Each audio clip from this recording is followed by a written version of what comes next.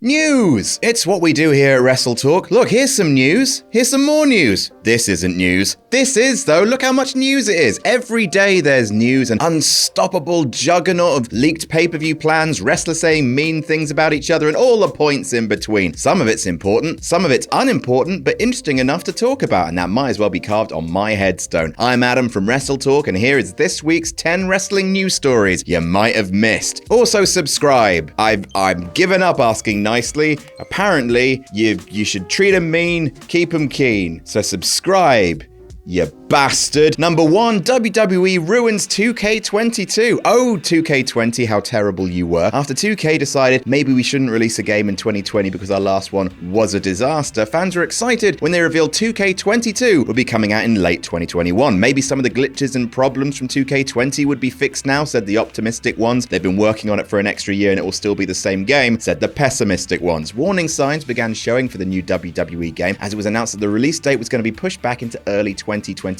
instead of late this year. More time to fine-tune and tweak the game to prevent those glitches, said the optimistic ones. Oh god, they've ballsed it up again already, haven't they, said the pessimistic ones. Let's make another mark in the pessimism column as it's now been revealed via Mike Straw of Sports Gamers Online, what a name you have, sir, that 2K's plans for the game have been just a little bit completely destroyed by WWE's constant releases of their talent from the past year. In particular, their DLC plans have been the things most affected, that a minimum of 4 released wrestlers on August 6th were slated to be part of upcoming DLC, including one being built and promoted around former North American champion Bronson Reed. 2 entire DLC packages have been reportedly scrapped over the last 4 months because of the releases, and there have been discussions over switching to a roster update service instead of DLC. Good luck with that. With WWE's track record, the roster will need to be updated every couple of weeks. Number 2, WWE wanted to split up AJ and Omos. Despite being overall a conclusive meh this year, the WWE draft always gets people talking. Even though it concluded a couple of weeks ago now, there's still reports emerging about potential ideas that were scrapped at the last minute because it's WWE, of course they were. Not content with splitting up the New Day, Shotzi and Knox, Mason T-Bar, Veer and Shanky, Natalia and Tamina, The Way and Ridge Holland and Pete Dunne in this year's draft, as well as reports saying they were considering splitting up the Street Profits as well, the Lunatics. A new report has come out from WrestleVotes on Twitter saying that WWE also wanted to split up AJ Styles and Omos. WWE had those plans in place until people of power, including a top Raw wrestler, politely suggested that just maybe the guy who can't really wrestle isn't exactly ready for a singles run just yet. Shockingly, it seemed Vince & Co. listened to those suggestions, so for now Omos can stay being very tall, standing on the outside, and maybe occasionally deliver those roundhouse kicks he's so famous for. Number 3, Lynch versus Rousey rematch. In one of the most egregious la we can't hear you moments WWE has ever pulled on its fans, everyone wanted to see Becky Lynch versus Ronda Rousey main event WrestleMania 35, so WWE made it Becky versus Ronda versus Charlotte, where Becky was suspended, then Charlotte was added to the match, and then Becky had to fight for a spot in the match despite winning the Royal Rumble. Then Becky had to apologize to Triple H and Stephanie for some reason. Then they all fought in the back of a police car, which was hilarious. But hey, Becky won at WrestleMania, so that's good, right? Even so, we're still missing out on the elusive Becky versus Ronda singles match that was originally supposed to take place at Survivor Series 2018. Speaking with Ryan Satin on his Out of Character podcast, Becky says that she thinks a singles match between the two ladies will still take place. The fact that I've had a baby and came back so great that she'll probably want to one-up me and she'll try to come back in 3 months and I'll be right here to punch her right in the face, give her a rock bottom, out of here in 20 seconds, Ronda. Oh, Becky, that's not very out of character of you. Number 4, Roman Reigns atop WWE. It's not overly surprising to learn that Roman Reigns is WWE's top merch seller right now, considering he's been the biggest star in all of WWE for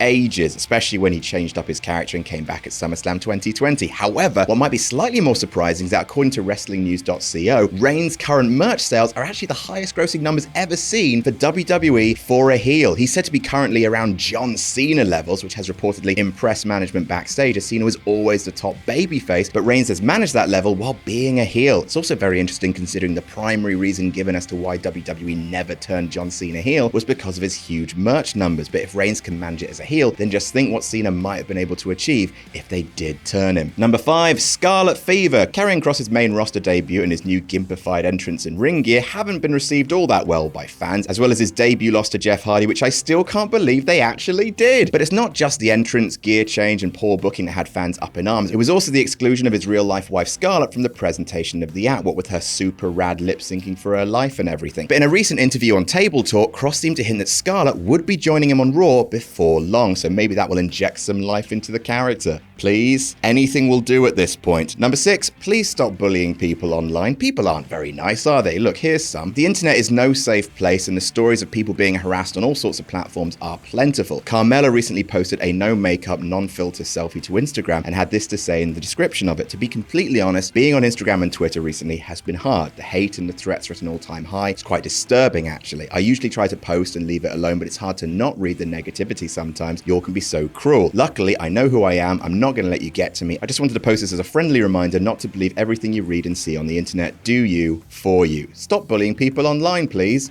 And thank you. Number 7, Impact star released. Following on from reports that he requested his release from Impact Wrestling at the tail end of August, it's now been confirmed by John Alba that AC Romero has been let go from the company. Romero has been used in Impact since the April tapings of the show, but unfortunately fell ill and nearly faced hospitalization in May due to complications with COVID-19. Since then, he's returned healthy and even worked a few indie shows. He has a couple of appearances lined up, with a match against Buddy Matthews, the former Buddy Murphy, at Pro Wrestling Magic's Underdogs event in November. Best of luck, AC Romero. Number 8, WWE stars banned from attending All In. When people look back at the history books of wrestling, All In 2018 might just be remembered as one of the most important indie shows of all time. Not only was it the beginning of a huge alternative to WWE movement that culminated in the formation of AEW, it was a huge financial success and a sign that wrestling outside WWE was awesome and thriving, and WWE didn't like that. Not one bit. Chelsea Green recently revealed on her Green with Envy podcast that everyone in WWE who had a partner or spouse that performed on the show was sent a text from the company saying they were forbidden from attending the event. So the likes of Adam Cole, Matt Cardona, Deonna Purrazzo, who were originally going to be backstage to offer support, instead had to watch from home like the rest of us. Isn't WWE a bowl of cherries? Number 9, Malakai Black's debut was almost ruined. And speaking of AEW, one of the many highlights of AEW's 2021 have been the countless awesome debuts. People will fondly remember Bryan Danielson,